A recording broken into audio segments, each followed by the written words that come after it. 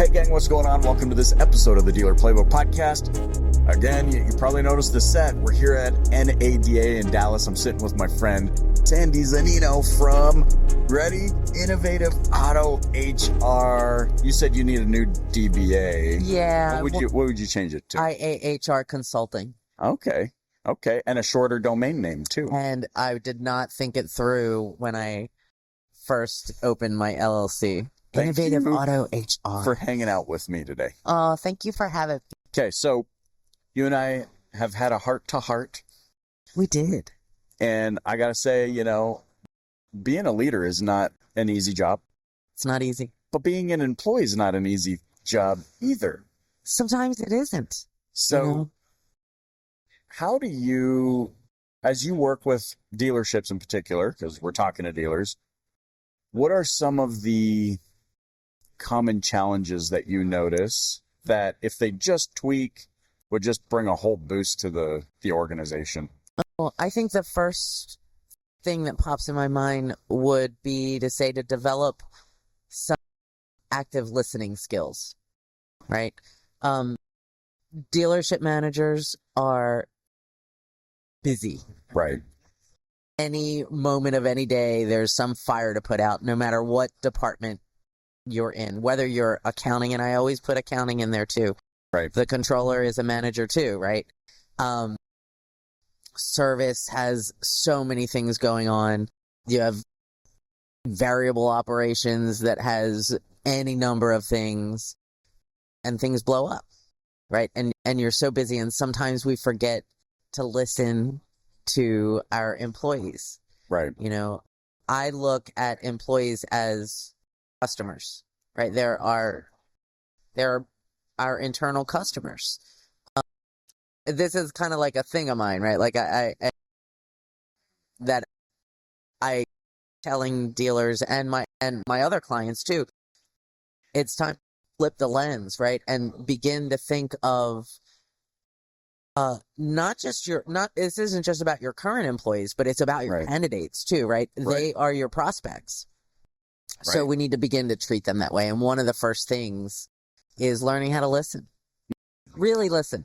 I think of that because I often joke, I've met so many people that the minute, like, they might be like, oh, hey, how are you? But you can tell they don't care about the response. They've already moved on to the next thing they want to say. And the word track that I'm a geek, but it's a funny word track to me. It's like, hey, enough about me. Let's talk about you. What do you think about me? I love that. That's hilarious. Right? And so when you say active listening, let's break this down.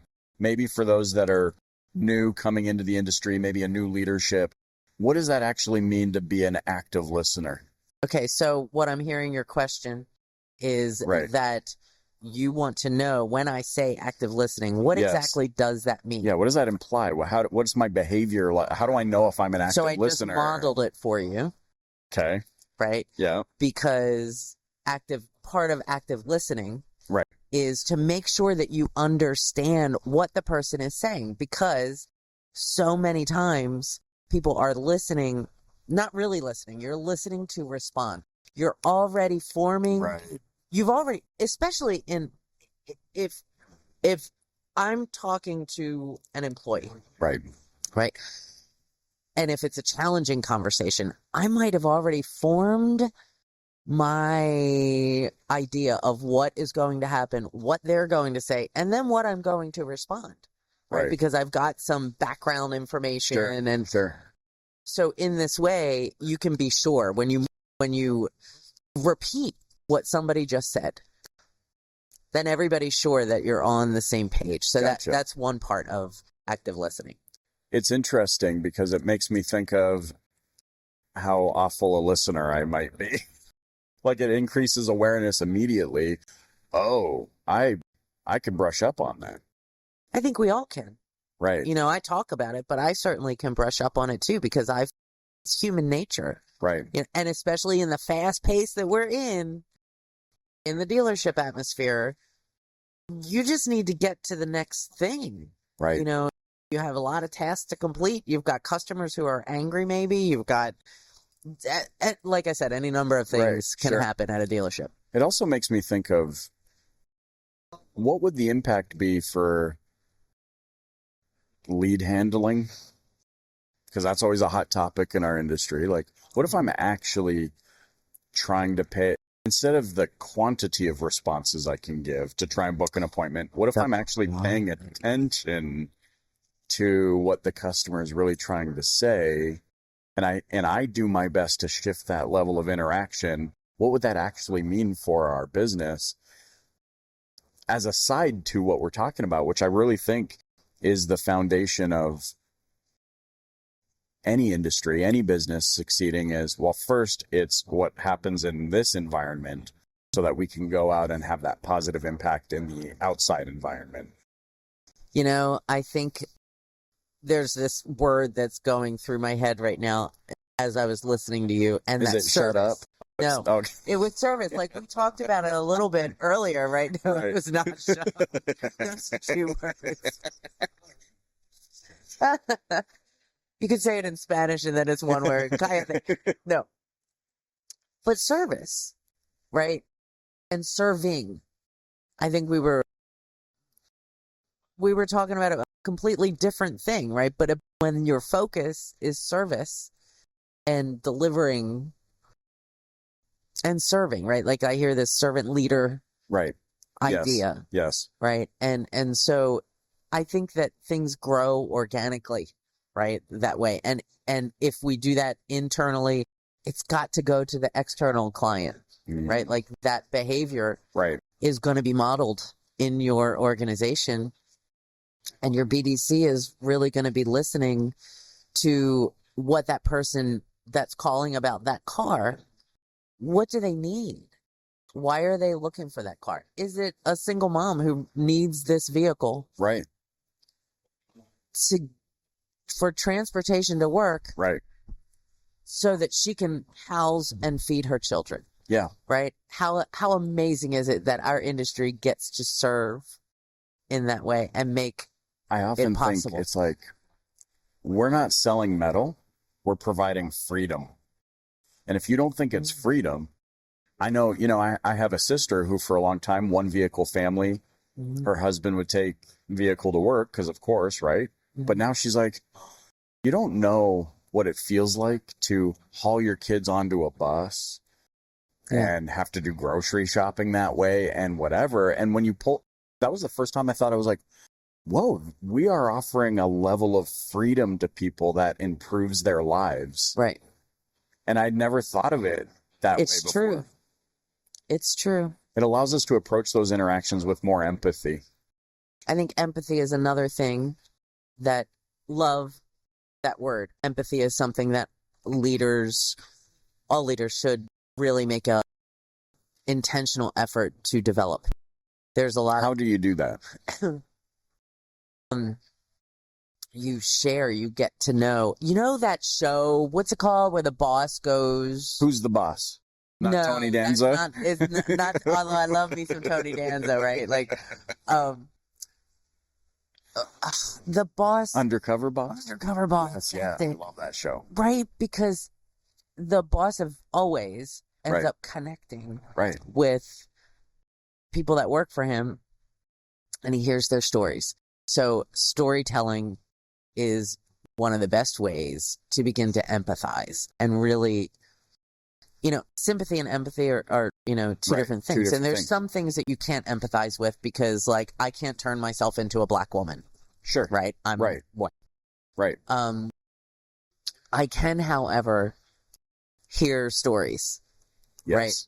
And I can really listen, and I can, that's how you begin to develop empathy. Interesting. Right? And try and put yourself in someone else's shoes to see where they're coming from. Empathy is one of the hallmarks of an inclusive leader, which DEI is, you know, I just finished listening to a panel. We're here at NADA. There have been a couple of sessions about DEI. It's proven that diversity, equity, and inclusion organizations that focus on, I'm going to put it the other way, inclusion diversity and equity that focus on this intentionally outperform their cohort. Right. I mean, it's just 35% according to McKinsey. Wow. By 35%. Wow. That's, I mean, it's a deal. If your portfolio grew by 35%, you'd say it exploded. It erupted. Right? To imagine your organization. Yeah. Wow. It's such a challenge to do it, right? And the reason I put inclusion first is there is this focus on diversity, right? Let's hire diverse candidates. Because let's face it, I mean, when I walk by the Time Dealer of the Year display, which is beautiful. Sure. It's a glorious display. Right. Of many, many white men, a few women. Right. And I would have to go back and count the number of people of color, men or male or female. Right. Like, as I have really started working on this journey, on this part of my journey, I can't not see it anymore. It's interesting how your eyes open. It is the first thing I noticed. It's so interesting. Right. So the focus has been on let's hire diverse candidates because we see the problem. We see that we are an industry where women are only represented at like what? Somewhere between 18 and 23%. That's where it's been predominantly male. Yes. Predominantly male. I like the way you put that too, instead of male dominated. Yeah. Right? Yeah. And people, we know the symptom. Right. Inclusion is the answer. Diversity is a Band-Aid. It's funny. I was just having a conversation with our friend Carrie Wise. Yeah. And she was sharing with me just over the phone. I was driving to my son's football or basketball game, and we just got to chatting.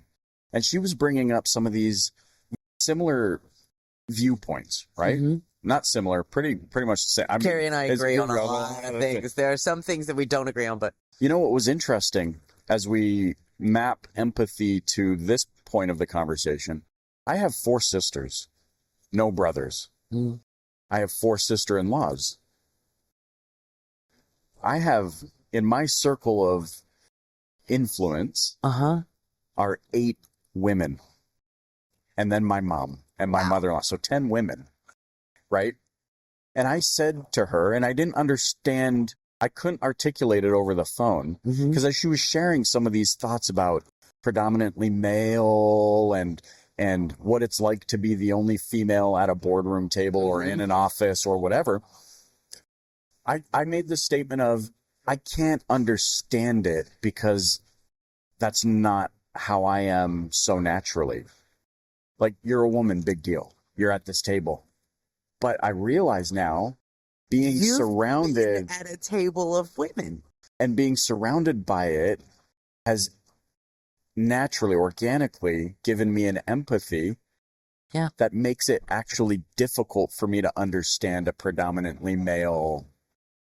How somebody like me coming in and you coming into my organization, you are there because of your merit, your experience, who you are, your beliefs, and now we're equal. Well, one thing that is also probably absent for you in this situation with what we're talking about, male, female, is your bias. There's probably a negative bias that is a little bit absent.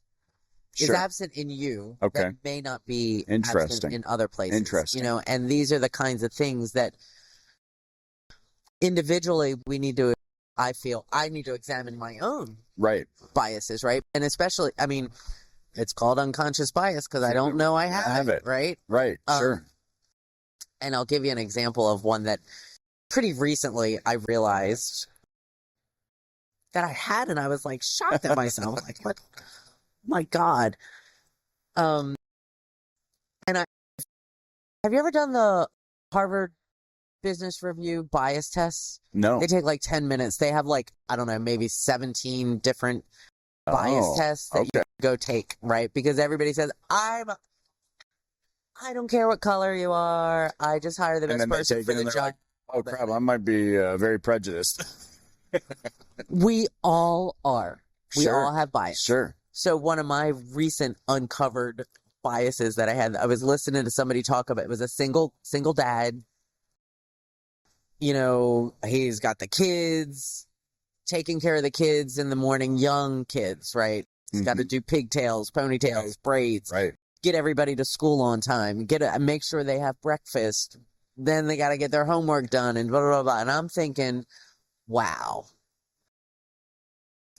I'm ready to have a parade for this guy, right? Like, this is how I'm feeling. And then I was like, where the hell was my parade? Right? I raised my daughter. Yeah. Went to school full time. Worked full time with a toddler. Right. Graduated magna cum laude. Wow. That was my parade. Right. Right? Like, and I realized, like, oh my God, why do I think he's better than me? Because I have a bias. I have a bias toward men. Oh, I need some water. Well, it's your lucky day. How much water do you want? And you shall receive. That's really interesting. So why you open that up? I'm also thinking that in relation to, thinking about racial bias. And that also came up in my conversation with Carrie where, I went to the Philippines for 2 years, immersed in that culture. Like we're talking sleeping on a bamboo bench with a little thin foamy surrounded by all the things. Being like the odd man out. They used to go like this. Like, so I learned, fun fact, if the DPB audience doesn't know, I speak a different language. I can speak Filipino. They would walk up to the little kids, especially. They go like this to your arms. Touch your skin. They go, "Oy, balibo sa manok," which means chicken feathers, chicken feathers. Oh my gosh, but why? Because they're smooth. They're smooth, right? They don't have facial hair like the way we do it. Just different genetics. So you were like a plucked chicken. Like I was like a furry chicken, and they were like the plucked chicken, right? Because they go, look at all the chicken feathers, and then they'd go, "Ay, katamboka," like, "Oh, you're so fat." Taas man ang imong ilong, like your nose is so long. I experienced for the first time in my life being the one that looked different to the general population. And how was it? It was jarring at first. And then, with total immersion into their culture, I felt like I was them. When I came home, I was like, what's with all the white people? Seriously, because in my brain, I'm speaking, my thoughts are in Filipino, my dreams are in Filipino. Wow. My whole surrounding is Filipino. I'm extremely tanned in the, hot sun for 2 years. So what I see from my eyes looks Filipino. And I come home and I'm like, everyone here is fat with big noses. But that raised my empathy of like, so another experience where it's hard for me to be like, I don't like, because I'm treading, you can see I'm on like eggshells a little bit, but I'm like, I don't see that you're black or that you're Hispanic or that you're white. I see that you're a heart. You know what I mean? It's weird. I can't explain it. Yes, I understand what you mean. Have a bit of a different experience in. Everyone needs to go to a different place. Go to a different culture and go.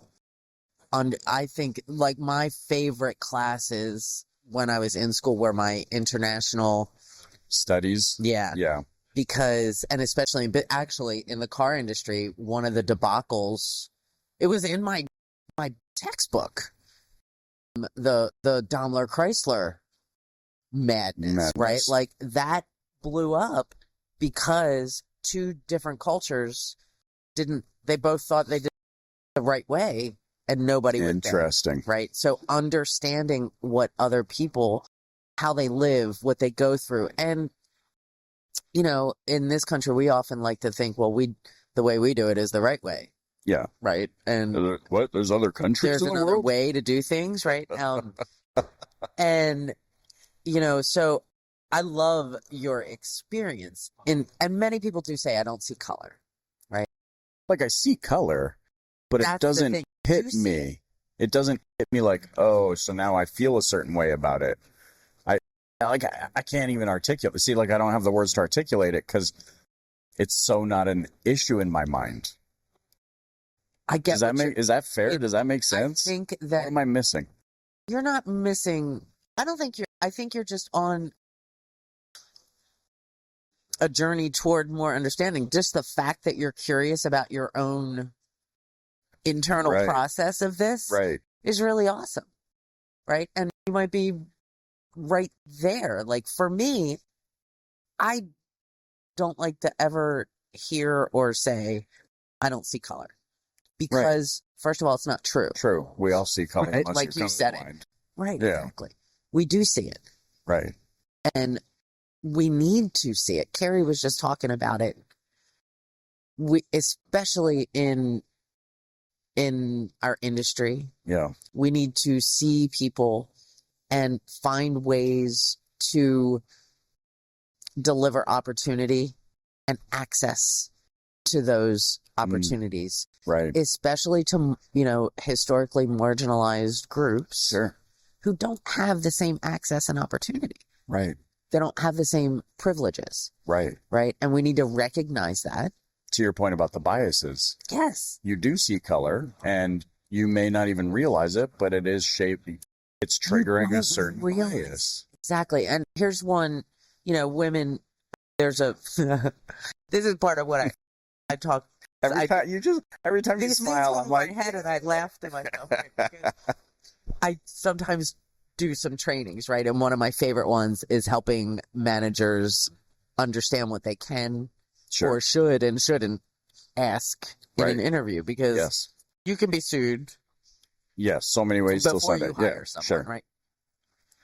And so one thing I always say is like, know what is the question that you want to ask. And you might be thinking about the barrier, right? And therefore you ask the question that maybe you shouldn't ask, right? You might have a valid concern, like let's say about childcare, right? And so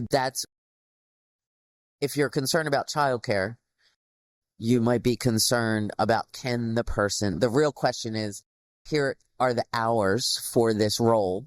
Can you fulfill those hours? Right. Like that's the real question. Instead, you might be thinking in your head, okay, this woman just shared that she has kids. So now I'm worried about childcare. Like, how's she going to make it there? So you asked the wrong question. I know. Admittedly, I've thought that. Yeah. I've been asked one time. I applied for, it was when I first opened, and then on Automotive News, I saw this job come in, HR director for a group. I'm like, I'm a shoo-in for this. Maybe 10 minutes. I sent and I get a call from the dealer. It was in another state, a state to which I would have been happy to go to. Sure. Otherwise, I wouldn't have sent my resume. And the first question was, let me ask you something. Are you married? And do you have kids? Right? So me being me, I laughed. And I was like, no, yes, and I can relocate. Because that was the question. That was really the question. He was asking me about what I believe were the perceived barriers. Right. Right. It's the questions that we ask, right? Mm-hmm. And we have these biases, and it's a really, really good thing to uncover them. Interesting. Once we all start doing that and just not stop saying that, like I have to stop saying that I don't have bias. Right. Right. I have them. And once we acknowledge that, then you can find out what they are. If you don't think you have bias, go to a restaurant with your parents that you love and they hate. That's a great idea. Like, you know what I mean? Like, I've been to lunch so many times with my dad. Uh-huh. I ordered the exact same thing as him. I'm like, dang, that's the best burger I think I've had in a long time. He goes, this was awful. He hates it. So you don't think you have bias? You'll find how quickly you do just by going to the same restaurant, ordering the same thing as somebody. Yeah. Not the best I've had. Why? Well, because there was bias. Right. You might have had you might have liked the lighting in the other place and you thought that made your food taste better.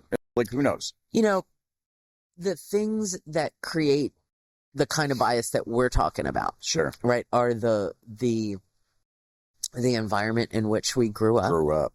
Yeah. The collective culture, the set of norms that we grew up with. Mm-hmm. And when you think about it, I mean, I grew up, went to school with, went to church with, lived in a neighborhood of people who looked just like me. Right. Right. They had the same beliefs. Right. The same values. Sure. As me. Right. So that is where, and also, you know, I grew up with some thoughts about other that were given. Fair. Right? Like they're given to us. It's not my fault. Right. It's not my fault. But once I recognize them, I need to acknowledge it. Right. And you mean like how this new generation of car buyers thinks that all car buyers are scummy because all their parents told them that all car dealers are scummy? Well, you know what? Here's my gift to you. Thing, right? If trust no one. Our industry, I do worry, right? Like our industry, we need to attract. The labor shortage is a real thing, right? I hear it from dealers. I hear it from employers everywhere. It's not just our industry. It is nationwide in this country. Yep. It is a labor shortage. We don't have enough working age people to fill the job openings, right? It's like a half a person for every job. Wow. That's open. Yeah. So we don't have enough working age people. And in 2 years, 2025, 64% of our workforce in the United States is going to be millennial and Generation Z. Wow. Two very, very, very and people aren't having as many kids as they used to. They're not. So who's working after them? Millennials can't afford it. I mean, millennials are the first generation that have not reached the same milestones at the same age as their parents. Wow. Right? Gen Z watched their parents lose a lot in 2007, 8, 9. Like they're actually more practical. Interesting. And millennials were largely the I'm not your parent, I'm your friend generation. That's what I mean. I think every generation gets a bad deal. I'm just throwing a bias. I'm just throwing a bias, right? This thing in. Biases, honestly, where I think bias comes from is that we're sick of. I mean, I'm technically a millennial. Technically, yeah, I'm Gen X. I'm like the earliest. I think I'm the first year of the millennial, whatever that is, 80 something, 81 or 80. I always end up having to look at it. I think it is like 80, like 81. I'm old enough that I remember MASH on TV and young enough that I still enjoyed watching The Fresh Prince. Oh, okay. But I really enjoyed Welcome Back, Connor. The Fresh Prince, but I really love Who's the Boss. I liked him too. I'm a Gen X. Right.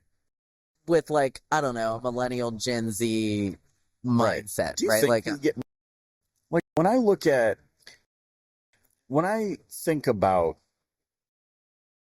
40-year-olds, like even when you see 40-year-olds on television from old sitcoms and whatever, you're like, that dude was 40? He looked like he was 66.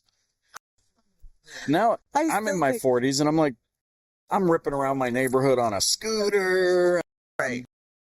My dad didn't rip around on a scooter when he was 40. No, I think. And then you got Tony Hawk, who's 55, still ripping 920s on his skateboard. Oh, he's a skate. I was like, thinking, like Tony Hawk. Who is it? Like you still got Shaq slam dunking at his. Right. Like I feel like he's DJing. I think at the CDK party or something. Somebody told me. I mean, he lives in Dallas now. I think he is actually like DJing at the CDK party. Oh well, then we need to find a way to. Anyway, but I get what I think what you're saying is like how age Yes. is. Same thing. Like when I was in my 20s, I thought 40 was 100 years old. Right. Then you hit 40 and you're like, I'm fresh. Like, here we go. I'm young. And I'm still ready to go. I'm Gen X. So right. Yeah, you don't reveal your age on the show. I'm 55 years old and proud. Tony, like I am 20s. I am ready to go. Right. And age. But I'm saying 55-year-olds when we were kids were like, hey, you know, they do the stiff look. That's good. They do the stiff look because they couldn't turn their heads anymore. People take better care of themselves. I think. Science has improved. I mean, I think we understand more. Exercise more. When I was growing up, there wasn't like a gym everywhere. It was only like the people who were, right. I don't know, professional sports players, right? I think that there's, and then there's a lot of cosmetic things that people do to stay young. I mean, like, Utah. Although embracing your age is something that sometimes I struggle with. Yeah. But it also comes with all the awesome experience that I have, right?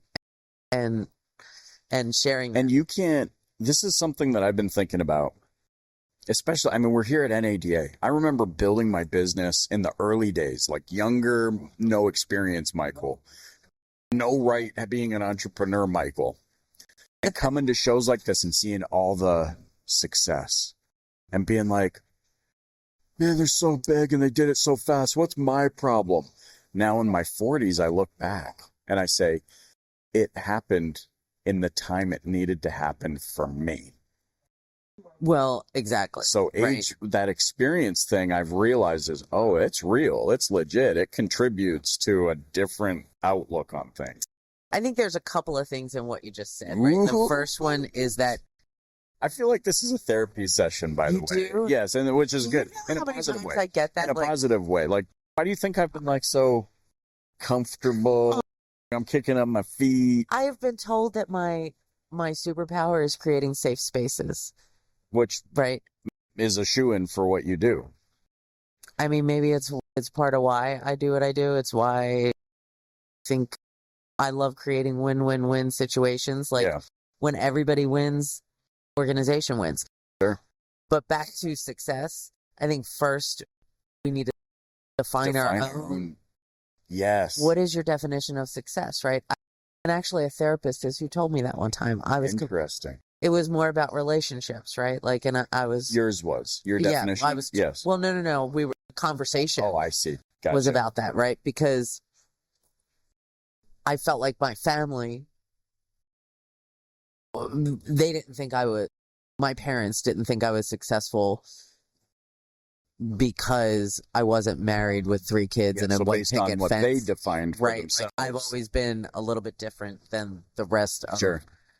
a lot of people, right? Like anyway, so, and she said to me, well, I guess that depends on your definition of success, right? So I've taken that with me, right? And as far as business success, yes, right? I don't measure that, for me, I don't measure it in the amount of money I make, right? If I am paying my bills, I'm not down with like the whole world domination thing. It's not what I want to do. Right. I want to make a difference. And if it's one person, one dealership, one organization at a time, then you're fulfilling your purpose. Yes. Right. I think it's my bills. I'm not saying that money's not important. You have to. Right. I need to support my child. Yes. Right. This aligns with a big aha moment I had years ago. And I just happened upon the definition of success in the Merriam-Webster dictionary. Definition A is what you would expect. Growth by monetary, blah, blah, blah. Definition B is a favorable or desired outcome. And it dawned on me, based on, like, you just brought that back to the surface for me, that I was like, oh, dang. Everyone has their own version of what's favorable and desired. Therefore, there's enough success to go around. Right. And that's when I think things started to change, especially coming to these very influential things with a lot of stuff being, shoved in our faces. So, have I have I defined what's favorable and desired for me? Right. I think, Interesting. wouldn't it be cool if we all answered that question for ourselves? New cars. Right. With some people Used that cars. is what it is. Yeah. Or at least they might think that's what it is in the moment. But with some time, that could change too. But like, what makes you happy, right? Like one thing I always, I have 8, 9 nieces and nephews. Like I have a ton of nieces and nephews. Right. And the way my life went, it is important to me that my nieces and nephews know that I love them and I pay special attention to them, right? Because I did not when they were very young because of where my life, what I was doing in my own life. Right. So when I changed my life, and I always, Christmas time, I try not to, Yes. I am now the aunt that remembers everything. And there came a time when I opened my business, right? Things were tight. Right. It was tight.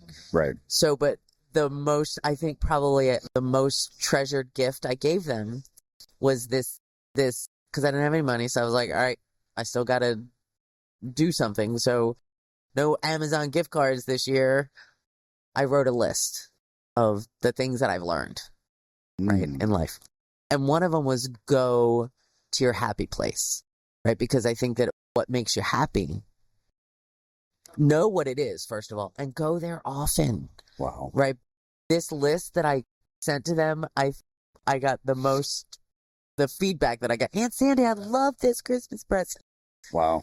Yeah. But that one, it was impactful. Yeah, it really was. It's something that sticks with them. I connected with them. I shared with them a part of myself, which takes me all the way back to our first question. That's how you develop empathy. Sharing with your employees. Right. If you're a leader, if you are the top leader, think about having a round table. If you're too busy, do it once a quarter. Right. Have a lunch with random, I just thought of this actually, with random people from all the different departments who don't get to spend time with you. Somebody from your detail department. Somebody from accounting. Yeah. Somebody from a loop tech. Right. Right? You might find some really awesome talent that you did not know about. Somebody that you realize, hey, yeah, I might want to develop this person. Right. Right? And share. Investing time. Time is super important. I mean, you could do a lunch. Right. I mean, time is, I heard somebody say once, time is precious. And I think it is. Right. Yeah. Time and money. Often we're conditioned to say, spend time. If we could reposition and say, well, but no, I'm investing time. Yeah. It changes our outlook on the behaviors of those interactions. Absolutely. You're not going, okay, well, that was a great lunch. We got to get back to the clock. Yeah. There's somebody that I'm going to mention who I see do this on, and she puts it on LinkedIn, right? Liza Borges. Liza Borges. Right. Yeah. I think she might do it like once a month. She meets all of the new employees. Yeah. Right. And what I notice is that she always has something interesting. She finds something out about her new employees. Like somebody plays a trumpet or somebody does, and there's always something cool. If somebody is a basketball player or you don't know these things until you talk to people. Yeah. And I think there's so much we need to find out about our employees, what motivates them, and the new generations. I'm going to come back to that too, because I think that this is vital for our industry to go forward. We have to be able to time to start paying attention. Yep. Oh man, because they're not interested. I love this conversation. Me too. Thank you for joining me. Thank you for having me. How can those watching and listening get in touch with you to learn more about you and what you do to help? Well, thank you. My email address is super, super long. Sandy, innovativeautohr.com. Yeah. Or you can find me on LinkedIn. My number is 941, it's no big secret, 941-306-8310. Oh, at first I thought you had one of those fancy phone numbers that was like 901, it's no big secret. It's no big secret. Like, I'm that's a great idea, though. Is that... no big. Well, like, you know, I don't know. Some people are like, you're gonna give everybody your cell phone? I'm like, yep. Yeah. Cool. Hey, the worst that can happen is I don't pick it up. I usually do. Get scared. Yeah. That's Anyway, awesome. Thanks so much for joining me. Thank you. You're the best. Thank you.